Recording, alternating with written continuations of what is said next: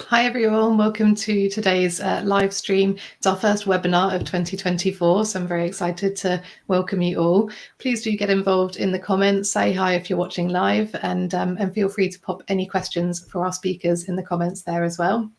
My name is Zoe, I'm a Programme Manager here at NASS, and I'll be hosting today's live stream. And today I'm joined by Dr Kate Duhig and Kimme Hyrich, and Professor Kimme Hyrich. So hi to both of you, thank you for joining us. Hi, nice to be here. And if you're happy to, if you can each just introduce yourself to our viewers, that would be great. Yeah, so I'm Kimme Hyrich. I'm a rheumatologist at Manchester Royal Infirmary, and I'm also an epidemiologist. And my research interest is around, in particular, the safety of biologic drugs. Hi everyone, my name's Dr Kate Duhig. I'm an academic obstetrician based at the Manchester Royal Infirmary and at the University of Manchester. My research interest is in complex medical disorders in pregnancy. And yeah, we're really excited to have you both talking with us today because it's a very interesting but also really important area to be discussing as well. And it's something we get a lot of questions about. So it'll be great to have you with us to present on sort of general research and things like that, and also answer questions and importantly, share ways that people watching can get involved with research as well. So thank you both for joining us. So yeah, for anyone watching, please do pop any questions or comments in the comments box, and we'll have some time after a short presentation to answer any of your questions. So Kimme, if you're ready, I can hand over to you to present, and then we can come back and have a chat. Perfect. So thanks again. What I'd really like to talk about today is an area that has recently had some update to the guidelines for how we should manage, particularly in pregnancy. And this relates to the use of biologic medications. And many of these biologic medications are used very successfully for the treatment of axial SpA. So you've already had some introductions from me and Kate, and I think it's a really nice area where the collaboration between rheumatology and obstetrics is really key because when a woman becomes pregnant, it's really a joint management between obstetrics and rheumatology that really ensure a successful pregnancy. So what Kate and I are going to talk about for the next short while are to give you some information about what we do know about biologics and other DMARDs in pregnancy. I'm going to review the guidelines that have recently been published about the use of these drugs in pregnancy. And then we're going to talk to you about a new clinical trial that we're hoping to start later this year that will answer, hopefully, some of the unaddressed and unmet questions that we still have in this area. So just so it's clear that when I say biologic therapies, I'd like you to know exactly what I'm talking about. So biologic therapies are a type of therapies that we use very commonly in rheumatology, and they work by either increasing or in sometimes decreasing the immune response. So the most classic examples are the anti-TNF biologic drugs, such as adalimumab, Amjevita is a good example, or etanercept. But also, and quite exciting for the management of axial SpA, is the introduction of some newer therapies, such as the IL-17 inhibitors. So secukinumab or Cosentyx is a classic example. So unlike the way we used to treat arthritis, often with just NSAIDs and occasionally other immune suppressing drugs, biologic therapies are very different. They're different because they're engineered to be very precise and very specific and only target a very specific aspect of the immune system. This allows us often to have much better control about the effects of these drugs. The way they are made is through, in laboratories, they're engineered to look almost the same as our own natural antibodies. And just to remind you, antibodies, we all have them, and our bodies generate them often to defend off foreign things such as infections. So we have lots of them in our body. And so we need to take into account the fact that biologics are also antibodies, And because of that, they often act very similar to our own natural antibodies during pregnancy. So one of the most important things present when we become pregnant is the placenta. And the placenta plays a big role in controlling what passes into the baby. So there's many different types of drugs, and many of them can pass across from the mother who's taking the drug into the baby. And it's important to understand for the different medications how this happens. So some drugs will just pass freely through the placenta. This is called passive diffusion. Biologics do not do this. Instead, biologics, because they're large antibodies, have to be carried across the placenta into the baby. So we know that this does not happen until at least into the second trimester of pregnancy, and mostly happens in the third trimester of pregnancy. So this is very reassuring because most baby development happens in the first 3 months of pregnancy and even earlier on. So therefore, we become less concerned about problems with these medications in pregnancies, such as birth defects, because the drug is not visible to the baby during that early time. So this is a graph, and I'll talk you through it, but this line up the middle is the point that a woman gives birth. The blue line is the mom's antibodies and how much can be measured inside the baby. So as you can see here, before the baby's born, it's actually only mom's antibodies that are in the baby. Once the baby's born, they start to make their own antibodies, mostly to protect against infections, and over time, the mom's antibodies go away. So this is very cleverly designed by our bodies, such that all of the protection that the mother has against infections gets transferred and protects the baby for the first few months of their life until they're able to do it themselves. It's important to know about this relationship because it also means the drugs that look like antibodies, such as biologics, will also be carried into the baby, and for many of our drugs are also present in the baby after they're born. So then we have to question, does this matter? So there's actually now been thousands and thousands of pregnancies reported in the literature across rheumatology diseases and other conditions that use these drugs. Now, traditionally, women with axial SpA, other conditions such as rheumatoid arthritis, psoriatic arthritis, have been told to stop the drug in the first or second trimester. However, some related diseases such as Crohn's disease or colitis can flare very badly in pregnancy, and therefore many women choose to continue their biologic drugs through the entire pregnancy. Luckily, many of their doctors have published this experience in the medical literature, and we can learn about it. So what do we know about women who have taken biologics in pregnancy? We know that there has been no increase in birth defects observed above what might naturally happen in the general population. We know that babies who have biologics in their bodies after birth, there's not been any concern about routine childhood vaccines. So these are the routine vaccines that children get 1 month, 2 months, etc. Polio, tetanus, for example. Now, there is some concern about something we call a live vaccination. Live vaccinations are very different from the routine childhood vaccines in that they do contain versions of the actual infection we're trying to protect. And the one major live vaccine that we use in some women is the tuberculosis vaccine. And there's been some reports, very rare, but some reports of women whose babies have actually developed tuberculosis after the vaccination. So we now aim very carefully to avoid this vaccination in women. The other vaccines are safe. We also know that very little biologic drug passes into breast milk, and it's now advised that it is okay for women who choose to restart their biologic if they've stopped it during pregnancy to continue to breastfeed. So as I said, very recently, in fact, this was just published in 2023, based on the increasing amount of information we have about biologic drugs.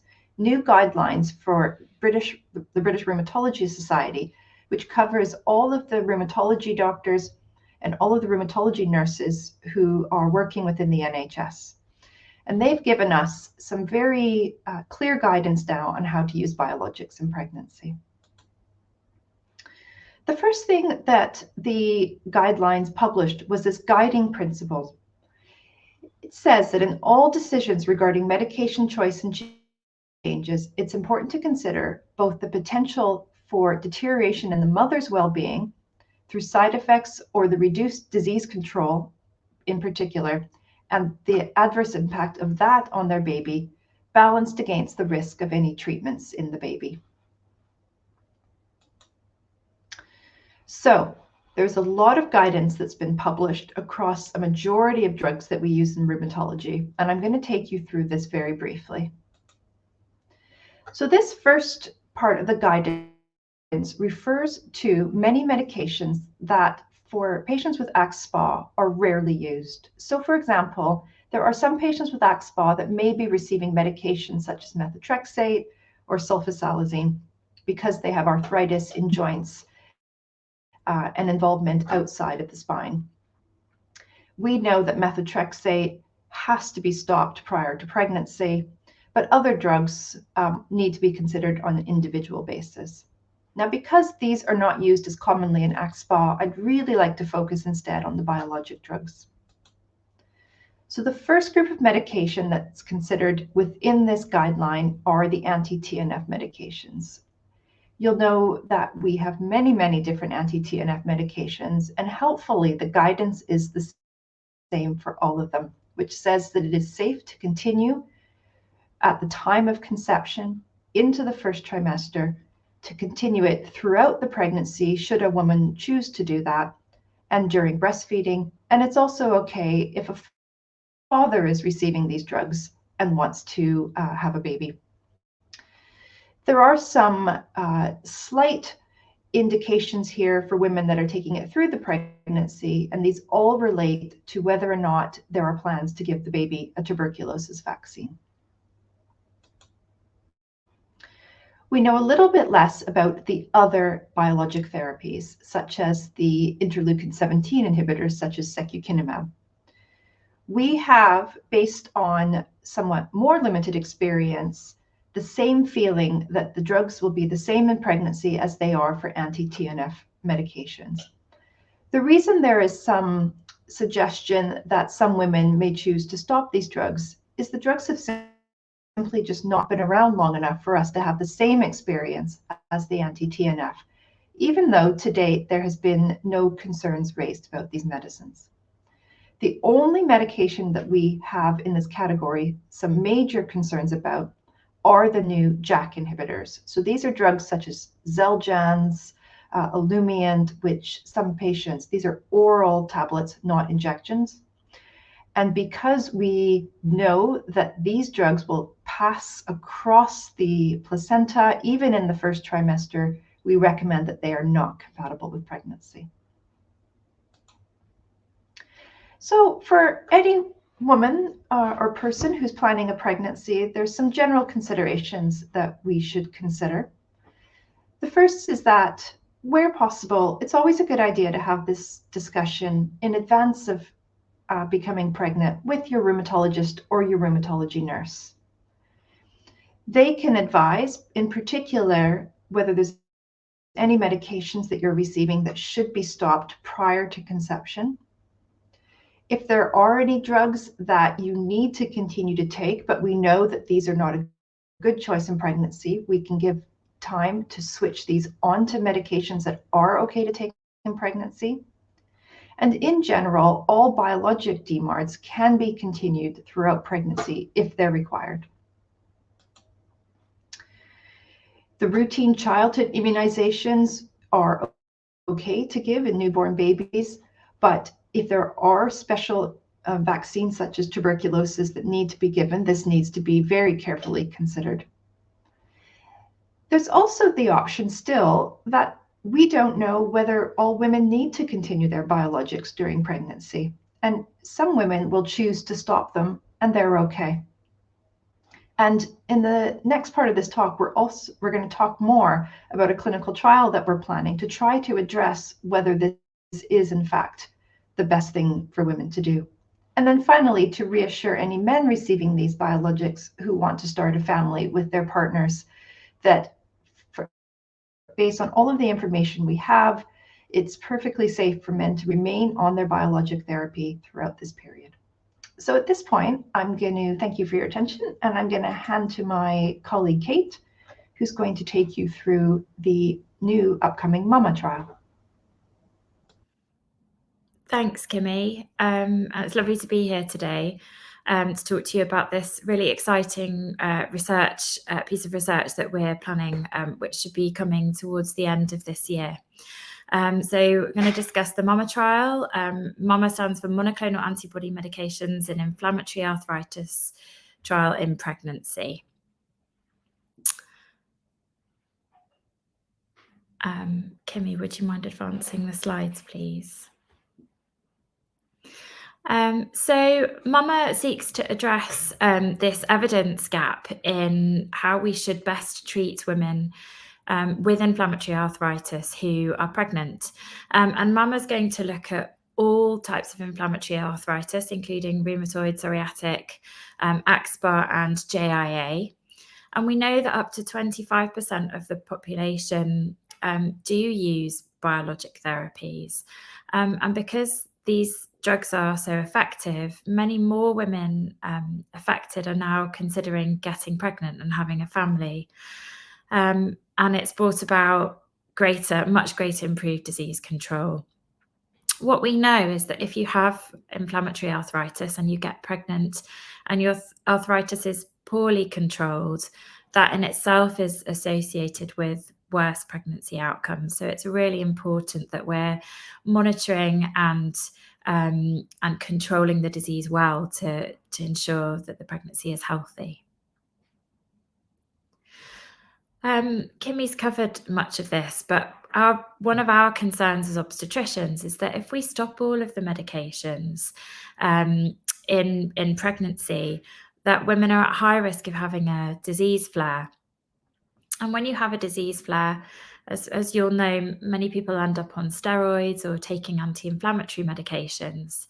And both of those can have a well-known negative impact on pregnancy. So high-dose steroids are associated with developing gestational diabetes, and certain anti-inflammatory medications also can't be used in pregnancy.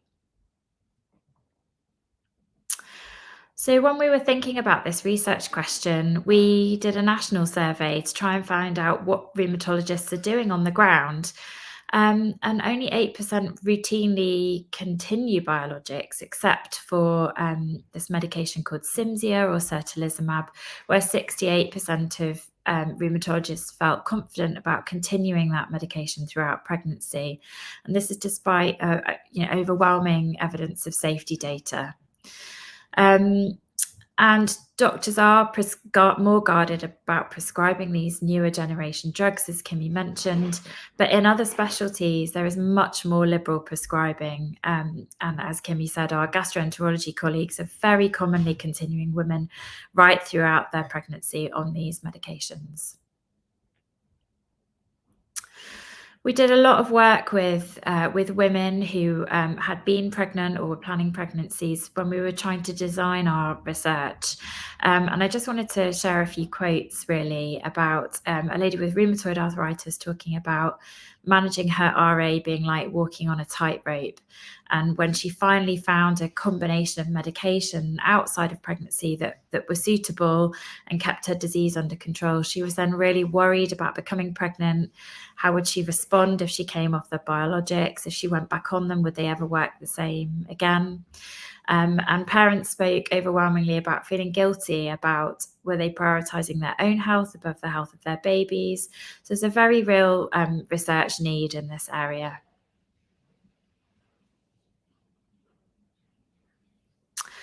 So the MAMA trial is a trial which is going to address this.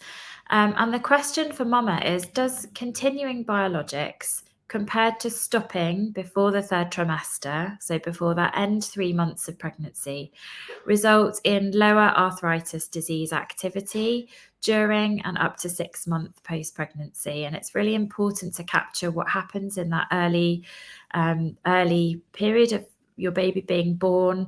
Many women are at high risk of having a disease flare during that time. And poorly controlled arthritis activity obviously can have significant impacts on your ability to care for yourself and your baby. So the objective of the trial is to look at the peak arthritis disease activity from when women come into the study up to 6 months by a self-reported disease activity score known as RAPID-3. And we're going to look at secondary outcomes, which is impact on the pregnancy, and the baby, and then the child in its infancy and up to 24 months of age. We're going to recruit 328 women with inflammatory arthritis at less than 28 weeks gestation of pregnancy. And in women who give us consent, they will be randomly allocated to either continue their biologic throughout the pregnancy or to stop it before they become that 28-week time, so before that end 3 months of pregnancy, and to restart no earlier than 2 weeks after their baby is born. And this is going to take place in 35 obstetric units right across the country.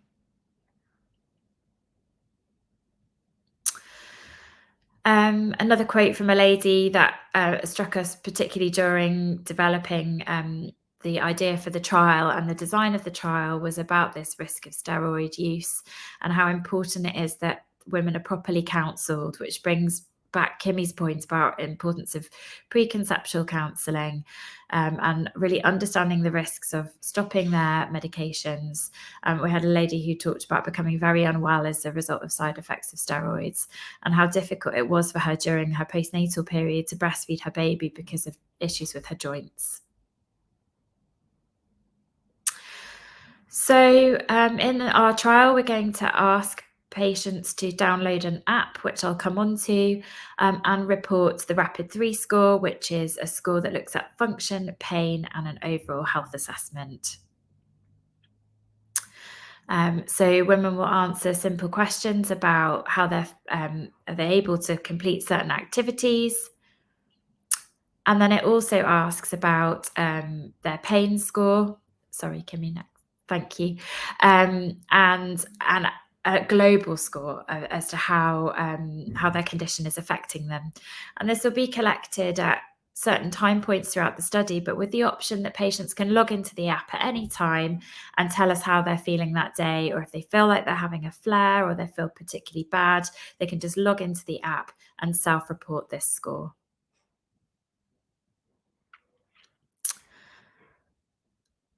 I think I've just covered that. Thank you. Yeah, and our feedback was that it's a very simple and easy scale to report. Women spoke of being very anxious in pregnancy and wanting to communicate how their arthritis was behaving during their pregnancy, but also that the score captured things that they found really difficult, like doing poppers on baby grows, or moving their baby into a position to breastfeed them. The score was quite inclusive of things that they found difficult. And the option to report these smaller flares was important because they found that they might not necessarily reach out to their rheumatologist to tell us about a very bad flare, but these smaller flares really did impact on their daily life. So the ability to self-report was really important. And this is where I'm going to come in and ask if there's anyone in the audience who might be able to help us, because we're developing lots of materials for use in our trial. We're working with a team of app developers, and we need patient and participant input to help test the app.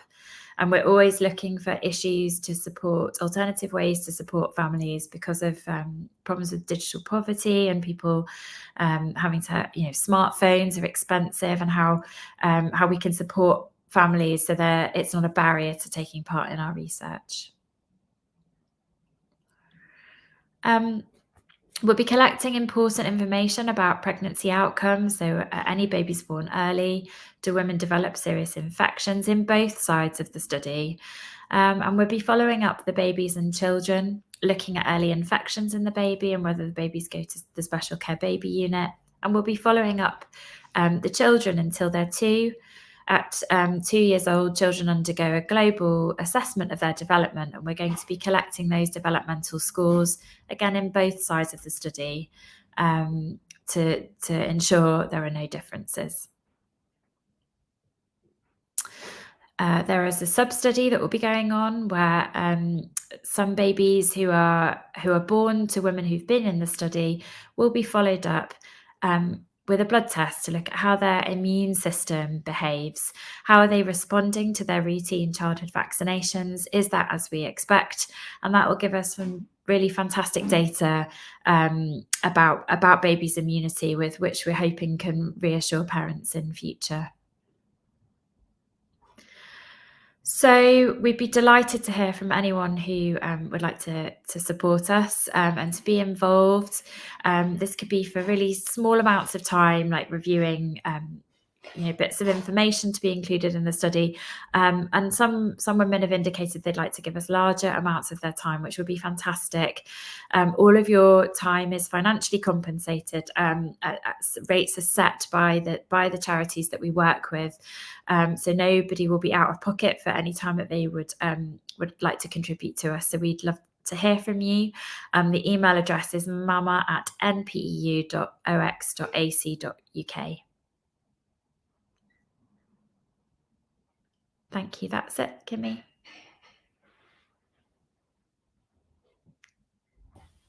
Wonderful. Thank you both so much. I just remembered to unmute my microphone there. That was fantastic. That was really information-packed presentation. So thank you both so much. And it's such an important area for so many people as well. And it was really great to touch on medication and men with fertility as well. So that was really helpful to include. Thank you. So we've got a couple of questions coming in, and we've also got some questions that were sent in before the live. So for anybody watching, if you do have any questions, now's your time to pop them in the chat, and we'll cover as many as we can before we finish up. So I popped a little note there. So it would be great, firstly, to ask how an axial SpA pregnancy might be different from kind of a normal pregnancy, and any kind of additional precautions that should be taken. Do you know who would like to take that? Yeah, I mean, in general, the pregnancy itself physiologically should not be any different from a pregnancy in someone who doesn't have axial SpA. But there's all those other considerations. There's the consideration, of course, about the medication, which we've just talked about. There is the considerations, and we're hoping it might be one question this trial addresses, is whether it's better to stay on the medication to maintain control of your spinal symptoms and the stiffness and the fatigue and the pain.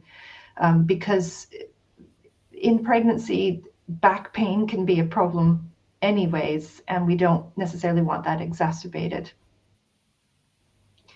And Kate, you're the one that usually receives the woman when they're in labor. Would you have anything else to add to that?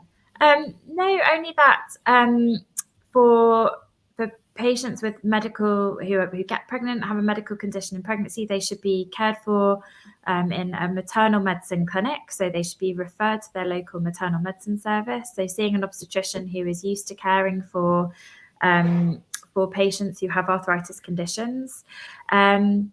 In women who are on a biologic who are pregnant, they are referred to a regional centre. So they're under the care of an even more kind of specialised team of obstetricians and medical doctors. Often in specialist joint clinics, there'll be a joint clinic where you would come along and see your obstetrician and your rheumatologist, and have a sort of tertiary level care setting. You may still have your baby in your local unit, but often those teams are around for advice, or if you have a flare, just having the opportunity to get into that clinic very quickly, to be sort of seen on an expedited basis if you're struggling with your disease. That's really helpful, thank you. And a little bit more of a general question again, in terms of managing axial SpA during pregnancy. Someone asked if it's safe to exercise with weights and high intensity training at the gym throughout pregnancy. I understand that might be quite specific to an individual. Absolutely, exercise is encouraged in pregnancy. We would probably say don't take up these activities if you've never done them before, but certainly if you're fit. The Royal College of Obstetricians and Gynecologists has some great advice about exercise in pregnancy and about staying mobile and active. All of that is, and generally your body will tell you what you're limited by. Certain exercises are really great, like swimming and lower impact things, but you know, high intensity exercises is not bad, especially if you're somebody who is used to that level of activity. So yeah, be healthy. Perfect. We can always share a link to those resources in the comments afterwards as well, if anybody wants a bit more info. Moving on to some medication questions. So firstly, about the non-steroidal anti-inflammatory medications. So someone asked both in terms of whether it affects your chances of conceiving if you're taking them, and also how you can manage pain during axial SpA without taking the NSAIDs. Kimme, do you want to? So I'm not aware about any association with fertility, but there are periods during pregnancy where NSAIDs would not be advised for women. So management of pain is tricky, and as a rheumatologist, I will say that we don't always have good suggestions. So with women that are experiencing pain in pregnancy, there's very good access to physiotherapy services through obstetric units, often quicker to access if you're not already engaged with a rheumatology physiotherapy department. And then all of those tricks that people might have used themselves to try to alleviate pain that don't require medication per se can also be used. Perfect, thank you. And I can add a link to the comments. We've got some sections on our website on kind of non-medication pain relief that we can signpost to as well. Wonderful. So we've had a question about biologics. I'll pop it up on the screen for everyone to see. But Maria's asked if it's possible to stop the biological treatment before getting pregnant, and in case of flare-ups, start the medication again. Any thoughts on that? So Maria, if you were my patient, I'd probably want to have a discussion with you about why you wanted to stop the biologic and what were your concerns. If you have that discussion with your rheumatology team, hopefully they have a good idea about you and your disease and what it's been like and how severe it was before biologic therapy. The one thing that I have learned personally, and I've shared the experience with many of my patients, is you cannot predict when you'll become pregnant. And that period off the drugs can actually turn out to be a very long time. And conception may become more, I don't want to say unpleasant, if you're very painful and having a lot of problems. So if you had any specific concerns about stopping it, probably that's a first thing to address. However, based on what we currently know about biologics, there wouldn't be a reason to restart the biologic during pregnancy. Because the fact that you weren't already taking it in the first or second trimester doesn't mean it wouldn't have the benefits if you were to restart it later on. Oh, that's reassuring. Thank you. Wonderful. And we've also got a question asking about the likelihood of inheriting. So if a parent has axial SpA, what the likelihood is that the child will inherit it? So this is a really common question from many women who have chronic diseases. And so the first thing to say is we don't know exactly what causes AxSpA. So we know there is a genetic tendency, particularly with one gene called HLA-B27, although we know there's many genes that are associated with it. But what we also know is not everyone with HLA-B27 gene that they may have inherited from their parents develops AxSpA. So based on what we currently know, if you carry the HLA-B27 gene, we know there's 50% chance that your baby may inherit it. That's just the way inheritance works. But if they did inherit it, it may only be a 5 to 10% chance that they develop AxSpA. that's if you're an HLA-B27. If you have one of these other genetic risks that we understand less well, the chance may be even lower. So the majority of children who have a parent with AxSpA don't develop AxSpA, although the risk is higher than if your parent did not have AxSpA. Does that make sense? Absolutely. And that's really reassuring, because we do hear from people who are worried about having children because they have the condition. So hopefully that all puts some minds at rest as well. Yeah. I mean, no one would wish an illness on their child. We are, in addition to studying the long-term safety of biologic drugs in adults, we're also studying them in children. And there's some very reassuring data that, should we need to treat children for these conditions, we would wish no one to have any of these conditions, but these drugs are very effective as well. Oh, that's great. That's a very positive note to end on, I think, unless either of you have any final thoughts that you wanted to add to that. No, just to thank you again for allowing us to come and speak to you, and we're looking forward to starting our trial later this year. Yeah, I think that's going to have some really valuable insights for people, as very needed research as well. So for everyone who's watching, we will share more details about the trial, more information about how you can get involved. I'll put a link in the comments with the email address if you want to get in contact, but we'll also share as well through our e-newsletter. So do sign up to that if you want to hear a little bit more. So wonderful. Thank you both so much for your time today. It's been fantastic. And thank you everyone for joining and watching. And it was lovely to see a comment from Jane there that although she doesn't have children, she's found it really interesting to sort of have, hear about it and hear about the study as well. So thank you very much.